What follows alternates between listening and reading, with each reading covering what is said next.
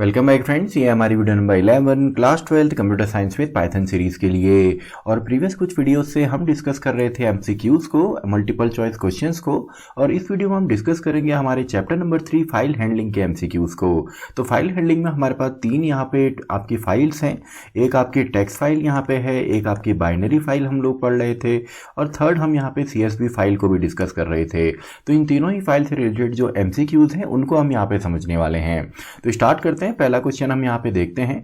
तो पहला क्वेश्चन है, to read the next line of the file from a file object OBJ we use. यानी कि एक फाइल ऑब्जेक्ट है जिसका नाम है ओबीजे, और इसमें से हमको नेक्स्ट लाइन को रीड करना है।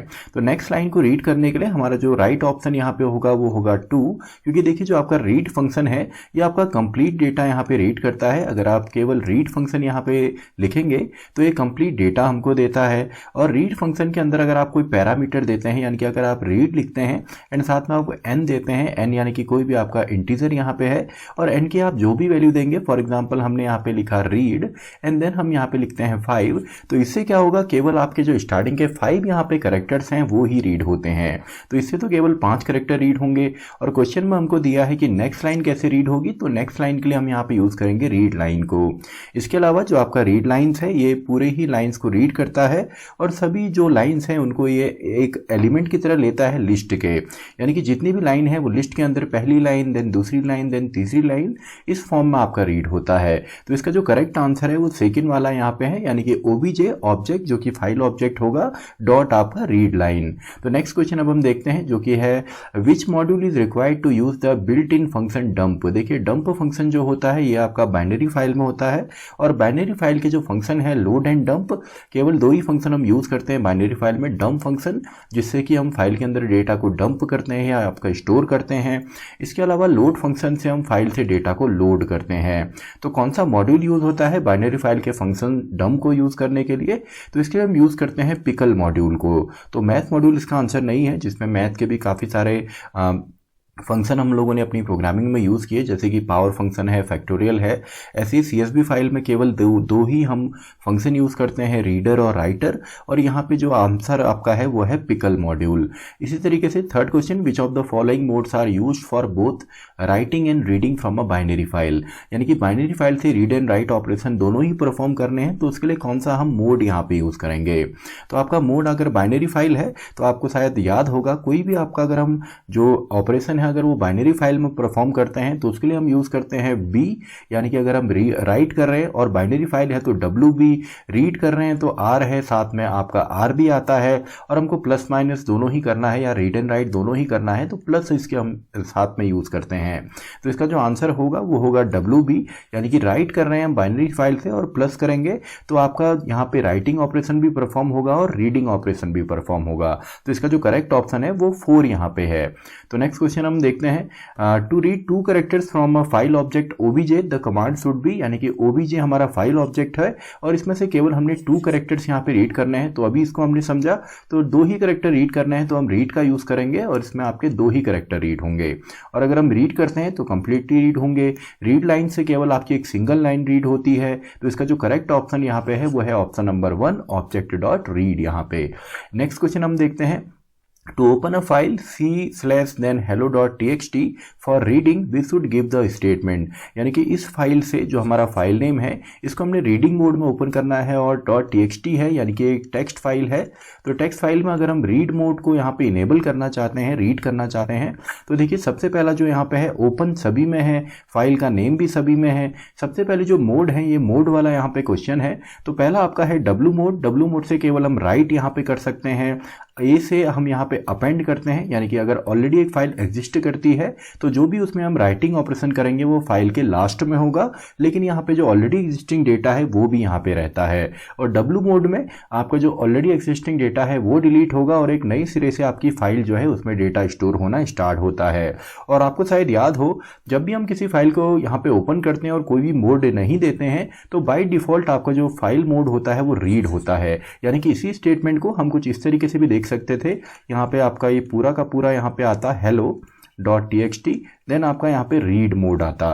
तो ये बाय डिफॉल्ट होता है, अगर आप यहाँ पे कोई भी मोड नहीं देते हैं तो बाय डिफॉल्ट रीड मोड में चलेगा। तो इसका जो करेक्ट आंसर है वो ऑप्शन नंबर 3 है, ये यहाँ पे इसका आंसर हो गया। तो नेक्स्ट क्वेश्चन हम देखते हैं, which of the following is not a valid mode to open a file, यानी कि इनमें से कौन सा यहाँ पे एक वैलिड मोड नहीं है किसी भी फाइल को ओपन करने के लिए।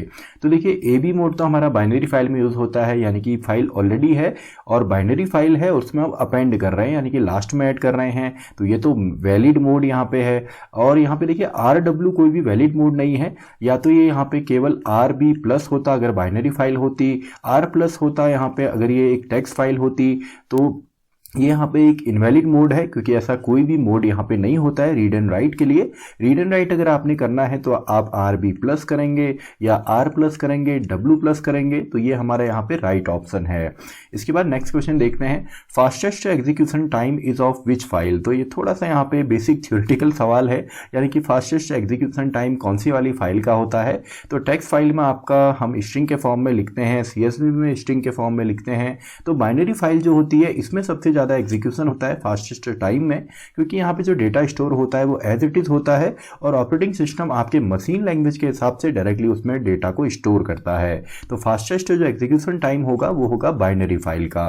ऑप्शन नंबर 2 इसका यहाँ पे आंसर है। Next question, the default mode of text file is, तो इसको हमने अभी डिस्कस किया था। अगर आप किसी भी फाइल के अंदर या टेक्स्ट फाइल में बेसिकली अगर आप किसी भी मोड का यूज़ नहीं करते हैं तो वो फाइल आपकी ओपन होती है रीड मोड में। तो इसका आंसर है आपका सेकंड वाला, यानी कि रीड मोड में आपकी फाइल ओपन होगी। तो नेक्स्ट क्वेश्चन और देखते हैं, which of the following function changes the position of file pointer and return it's new position, यानी कि कौन सा इसमें फंक्शन है जो कि एक फाइल पॉइंटर की पोजीशन को चेंज करता है और एक नई पोजीशन को रिटर्न करेगा।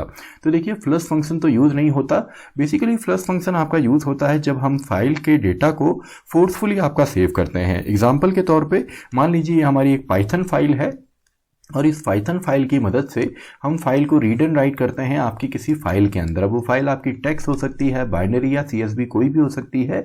तो कौन सा यहाँ पे आपका फंक्शन है जिसकी मदद से हम फाइल पॉइंटर की पोजीशन को चेंज करते हैं और एक नई पोजीशन रिटर्न करते हैं। तो फ्लश नहीं होता क्योंकि फ्लश फोर्सफुली, फॉर एग्जाम्पल हमने 2 यहाँ पे फाइल में काम किया, 2 इसमें स्टेटमेंट लिखे, तो अगर इसमें हम अगर फ्लश फंक्शन यूज़ करते हैं तो इसको फोर्सफुली स्टोर करता है, हमारा जो बफर है बीच में यानी कि टेम्परेरी मेमोरी वहाँ पे स्टोर नहीं होगा और डायरेक्टली स्टोर होता है। लेकिन आपने देखा होगा पाइथन जो 3 आपका है 3.x यानी कि 3 का कोई भी वर्जन हो सकता है, इसमें हम क्लोज फंक्शन भी यूज़ करते हैं।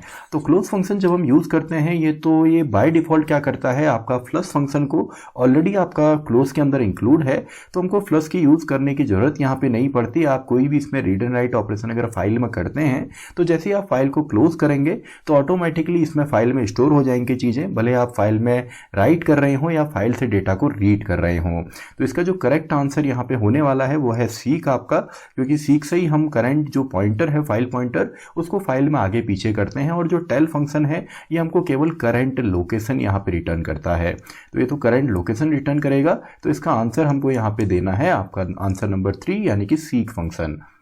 तो लास्ट क्वेश्चन अब हम यहाँ पे देखते हैं, which of the following mode keeps the file offset position at the end of file, यानी कि आपके पास ऑलरेडी एक फाइल है, इसमें हो सकता है डेटा हो या ना हो, तो आपको यहाँ पे फाइल पॉइंटर को लास्ट में रखना है। हो सकता है इसके अंदर कुछ डेटा यहाँ पे हो और आपको लास्ट में यहाँ पे फाइल पॉइंटर को लेके जाना है, तो इसके लिए हम यूज़ करते हैं अपेंड मोड। तो इसका जो ऑप्शन होगा वो लास्ट वाला यहाँ पे होगा, यानी कि रीड एंड राइट नहीं करना, आपने रीड नहीं करना, राइट नहीं करना, केवल लास्ट में फाइल ऑफसेट को ले जाना है या फाइल ऑब्जेक्ट को ले जाना है। तो इसका जो आंसर होगा वो होगा लास्ट वाला आपका।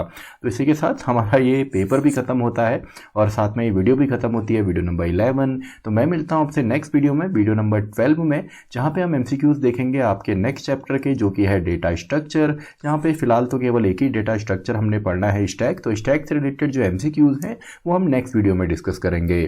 तो इसी के साथ हमारी ये वीडियो भी खत्म होती है, वीडियो नंबर 11। तो मैं मिलता हूँ आपसे नेक्स्ट वीडियो में, वीडियो नंबर 12।